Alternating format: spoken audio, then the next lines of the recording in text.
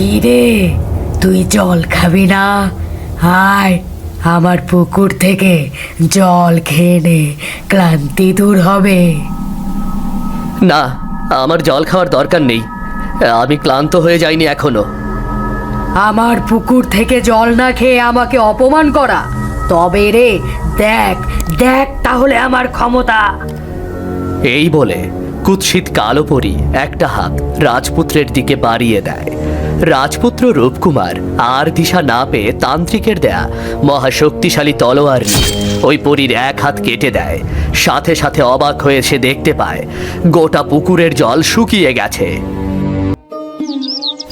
সূর্যগড় রাজ্যে রূপকুমার নামে এক রাজপুত্র ছিল, কিন্তু রাজপুত্রর বয়স বাড়লেও তার ভেতর থেকে ভয়ভীতি দূর হয় না। সে যুদ্ধ করতে পারে না, রাতের বেলা বের হতে ভয় পায়। এর কারণে রাজা তাকে নিয়ে সব সময় দুশ্চিন্তায় থাকে। এমনই একদিন রাতের বেলা, রানী, আমার বয়স হয়েছে, কিন্তু আমাদের রাজপুত্রের এমন হাল দেখে দুশ্চিন্তায় আমার রাতের ঘুম নেই। আমার ঘুম নেই হয়ে গিয়েছে রানী। মহারাজ, আপনি কিন্তু শুধু শুধুই দুশ্চিন্তা করছেন। এতটা চিন্তা করার তো কিছু নেই। রানী, তুমি আমার চিন্তার কারণ বুঝতে পারছো না। আমার বয়স হয়েছে, এখন আমার রাজত্ব ছেড়ে বিশ্রামে যাওয়া দরকার। কিন্তু রাজকুমারের এমন অবস্থা দেখে আমি তো ওর ওপর রাজদায়িত্ব দিতে ভয় পাচ্ছি। জানি না সৃষ্টিকর্তা কেন ওকে এতটা ভীতু করে পাঠালো। আমি তো ওকে কম বোঝালাম না, সাহসও কম দিলাম না।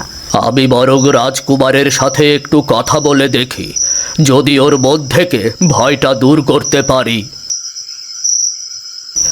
রাজপুত্র রূপকুমার তার ঘরে বসেছিল। এমন সময় রাজা গিয়ে তার পাশে বসে। বাবা রূপকুমার, তোমাকে নিয়ে তো আমার বড় চিন্তা হয়। তোমার ভেতর থেকে এই ভয় ভীতি কেন যাচ্ছে না বলো?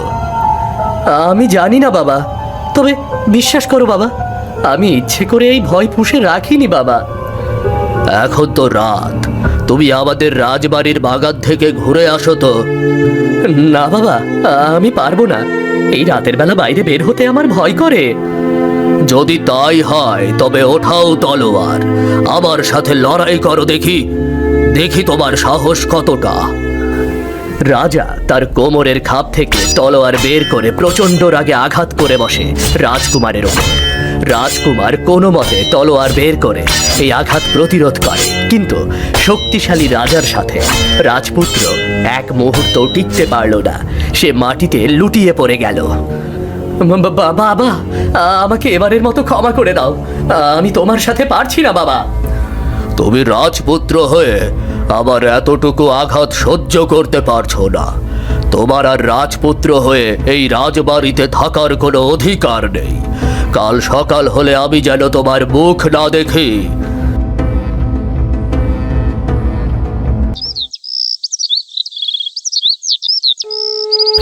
পরদিন ভোরের আলো ফুটতেই রাজপুত্র রূপকুমার রাজবাড়ি ছেড়ে বেরিয়ে যায়। হাঁটতে হাঁটতে সে একটা অপরিচিত গ্রামে এসে পৌঁছায়। ক্লান্ত হয়ে একটা গাছের নিচে বসে পড়ে। দু পা যেন আর চলছেই না। সারা শরীর ক্লান্তিতে ভেঙে আসছে। এখন একটু বিশ্রাম নিতে হবে। কিন্তু যত কষ্টই হোক, আমি আর রাজবাড়িতে ফিরে যাব না।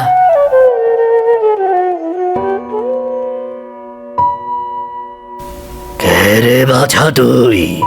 তোকে তো এই গ্রামে আগে কখনো দেখতে পাইনি। আমি সূর্যগড় রাজ্যের রাজপুত্র রূপকুমার। আমার বাবা আমাকে রাজ্য থেকে তাড়িয়ে দিয়েছে, তাই আমি সব ছেড়ে দিয়ে চলে এসেছি। কি বলছিস তুই বাছা এসব? মহারাজ কেন তোকে রাজ্য থেকে তাড়িয়ে দিয়েছে বল? সব দোষ আমার।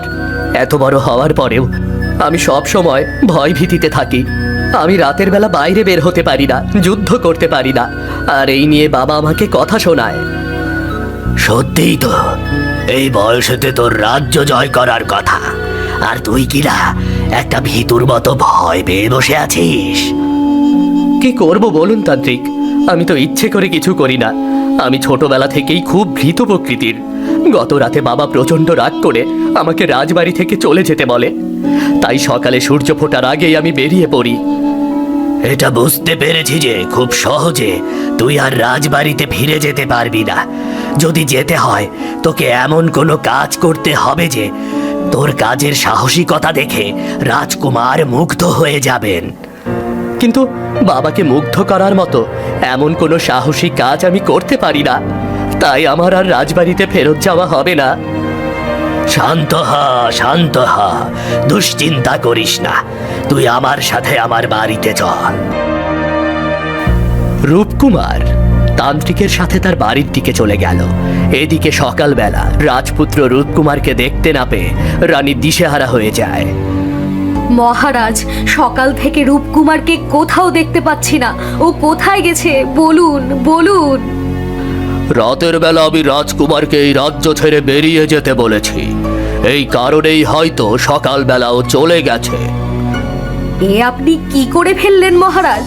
এই কাজটা করা আপনার একদম ঠিক হয়নি। আপনি কিভাবে রাজকুমারকে রাজ্য ছেড়ে চলে যেতে বলতে পারলেন? ভয়ের কারণে যে রাতের বেলা বাইরে বের হতে পারে না, এতটুকু শক্তি দিয়ে যে আবার সামান্য আঘাত প্রতিরোধ করতে পারে না, সে রাজপুত্র নয়, সে আমার কাছে একটা জড় পদার্থ। মহারাজ, আপনি কি পাগল হয়ে গেছেন? কি বলছেন এসব? তুমি যা শুনছো একদম ঠিকই শুনছো রানী। যদি কোনোদিন দুঃসাহসিক কাজ করে রাজকুমার, আর সেটা করে বুক চিতিয়ে আমার সামনে দাঁড়াতে পারে, তবেই ওকে আমি মেনে নেব।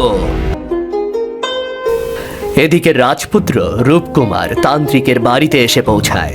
তান্ত্রিক তাকে খাবার খাইয়ে সুস্থ করে তোলে। আপনাকে অনেক ধন্যবাদ তান্ত্রিক। আপনি আমাকে সময় মতো খাবার খাইয়ে সুস্থ না করলে হয়তো এতক্ষণে আমার প্রাণ চলে যেত।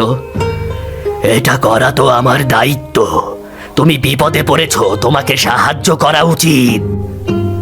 আপনি বলেছিলেন রাজবাড়িতে ফিরে যেতে আপনি আমাকে সাহায্য করবেন। হ্যাঁ, তবে এর জন্য তোকে কোনো একটা দুঃসাহসিক কাজে জয়লাভ করতে হবে। আমার মতে তুই পরীর দেশে চলে যা। সেখানে লুকোনো আছে 7 রাজার ধন সম্পত্তি। দুঃসাহসিকতা দেখিয়ে ওই ধন সম্পত্তিগুলা নিয়ে আয়।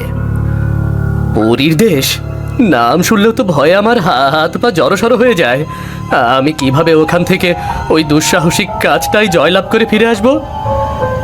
আমি তোকে একটা উড়ন্ত ঘোড়া আর একটা মহাশক্তিশালী তলোয়ার দিচ্ছি। তারা তোকে এই কাজে জয়লাভ করতে সাহায্য করবে।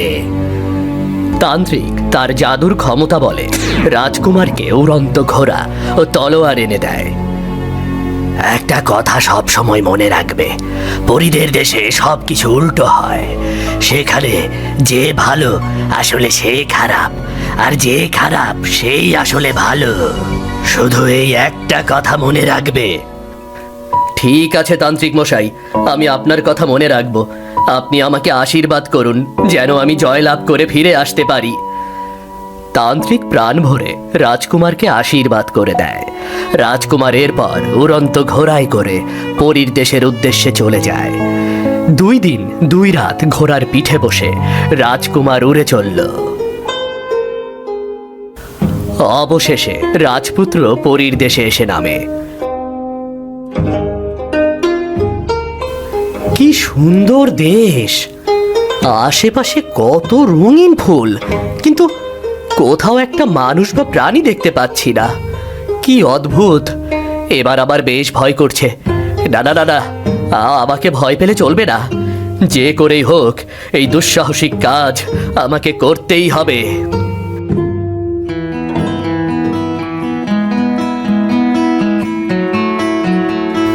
কি সুন্দর একটা পুকুর, কি সুন্দর টলটলের জল। বড় তৃষ্ণা পেয়েছে, আমি বরং একটু জল খেয়ে নেই। না না না না, এ আমি কি করতে যাচ্ছিলাম? আমি তো তান্ত্রিকের কথা ভুলে যাচ্ছি।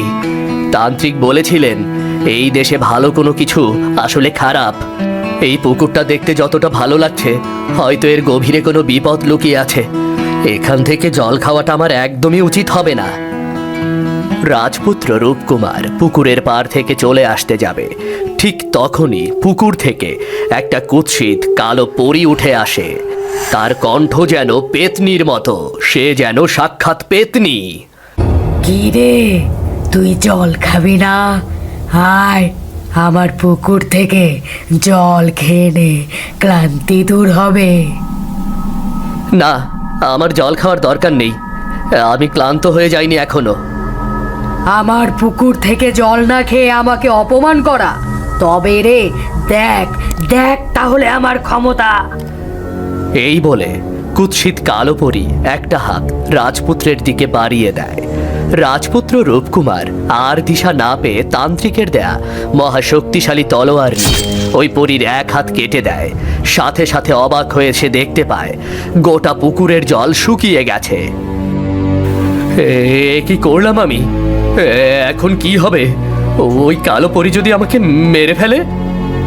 ছাড়বো না তোকে, আমি তোকে ছাড়বো না। বলতে বলতে কালো পরীর কাটা হাত আবারও রূপকুমারের দিকে এগিয়ে আসতে শুরু করে, কিন্তু সেটা ওর কাছাকাছি আসার আগেই কালো ধোয়া হয়ে মিলিয়ে যায়। রূপকুমার দেখতে পায় শুকনো পুকুরের মাঝখানে একটা গাছের সাথে বাঁধা আছে এক রূপসী মেয়ে। কে তুমি রাজকুমার? এই পরীর দেশে কিভাবে এলে, আর কিভাবেই বা এই দুষ্টু পরীকে শেষ করলে? আমার কাছে এক তান্ত্রিকের মহাশক্তিশালী তলোয়ার আছে। এই তলোয়ারের শক্তি আমার উদ্যমের কাছে ওই পরী হেরে গেছে। কিন্তু তুমি কে? এই পুকুরের নিচে কিভাবে এতদিন ছিলে? আমি চাঁদের রাজ্যের রাজকুমারী চন্দ্রাবতী। এই দুষ্টু পরী আমাকে এত বছর যাবৎ বন্দি করে রেখেছিল। আজকে তোমার কারণে আমার মুক্ত হওয়ার সৌভাগ্য হলো। আমি তোমাকে সাথে করে নিয়ে যেতে চাই। তুমি হবে আমার রানী, আর এই ঘটনাটা হবে আমার জীবনের সবচেয়ে দুঃসাহসিক একটা কাজ। আপনি আমাকে এত বছরের অভিশাপ থেকে মুক্ত করেছেন, তাই আমি আপনাকে না করব না। কিন্তু যাওয়ার আগে একটা কাজ আছে। আমি যেই গাছের সাথে বাঁধা আছি সেই গাছটা আপনি উপড়ে ফেলুন তো। চন্দ্রাবতীর কথা মতো রাজপুত্র রূপকুমার ওই গাছটাকে উপড়ে ফেলে, আর সাথে সাথে বিপুল ধন সম্পত্তি আর 7 রাজার ধন বের হয়ে আসে। রাজপুত্র রূপকুমার যেন নিজের চোখকে বিশ্বাস করতে পারছিল না। আর এক মুহূর্ত দেরি করবেন না রাজপুত্র রূপকুমার, এক্ষুনি এসব কিছু নিয়ে আমাদের চলে যেতে হবে, না হলে নতুন কোনো বিপদ এসে এখানে হানা দেবে। যেতে যেতে আমি আপনাকে সব কথা খুলে বলছি। হ্যাঁ, চলো রাজকুমারী চন্দ্রাবতী, তোমার কাছে আমারও অনেক কথা বলার আছে। দুজনে ধন সম্পত্তি উড়ন্ত ঘোড়ার পিঠে চড়িয়ে রওনা করে। 2 দিন 2 রাত পরে আবার তারা রাজবাড়িতে ফিরে আসে। দূর থেকে দেখতে পায় রাজার সাথে আরেকটা লোকের ভীষণ যুদ্ধ চলছে। এসব কি হচ্ছে আমাদের রাজ্যে? আমাদের রাজ্যে কি তাহলে কোনো শত্রু আক্রমণ করলো নাকি? তোমার বাবা তো পরাস্ত হয়ে যাচ্ছেন, তোমার উচিত তোমার বাবাকে রক্ষা করা। নিশ্চয় করব। আমি এক্ষুনি ওই শত্রুর ধর থেকে মাথা আলাদা করে ফেলবো। প্রচন্ড ক্ষিপ্রতায় তলোয়ার নিয়ে ছুটে যায় রাজকুমার। তলোয়ারের এক ঘায়ে শত্রুর মস্তক ছিন্ন করে ফেলে। রাজপুত্রের এমন পরাক্রম দেখে মহারাজ যেন নিজের চোখকে বিশ্বাস করতে পারছিল না। পুত্র রূপকুমার, এ আমি কি দেখতে পাচ্ছি? এ কি স্বপ্ন নাকি সত্যি? বাবা, এ সব কিছুই সত্যি। আরো একটা দুঃসাহসিক কাজ করে আমি এসেছি। তাকিয়ে দেখো, আমার সাথে চন্দ্র রাজ্যের রাজকন্যা চন্দ্রাবতী আছে। আমি পরিরাজ্যের দুষ্টু পরীর হাত থেকে উদ্ধার করে নিয়ে এসেছি। আজ সত্যিই তোমাকে আমার পুত্র বলতে গর্ব হয়। আগামীকালই আমি তোমার হাতে রাজ্যের দায়িত্ব তুলে দেব। তুমি হবে আমাদের এই রাজ্যের ভবিষ্যৎ রাজা। মহারাজ তার কথা মতো পরদিনই রূপকুমারকে রাজ্য দিয়ে দিল। চন্দ্রাবতীকে বিয়ে করে রূপকুমার সুখে শান্তিতে বাস করতে লাগলো। আমাদের আজকের গল্পটি কেমন লাগলো বন্ধুরা, তা জানাও কমেন্ট করে, আর সাবস্ক্রাইব করতে কিন্তু ভুলবে না। আরো মজার মজার গল্প নিয়ে খুব শীঘ্রই হাজির হব তোমাদের মাঝে। ধন্যবাদ সবাইকে। দেখা হবে নতুন কোনো গল্প নিয়ে।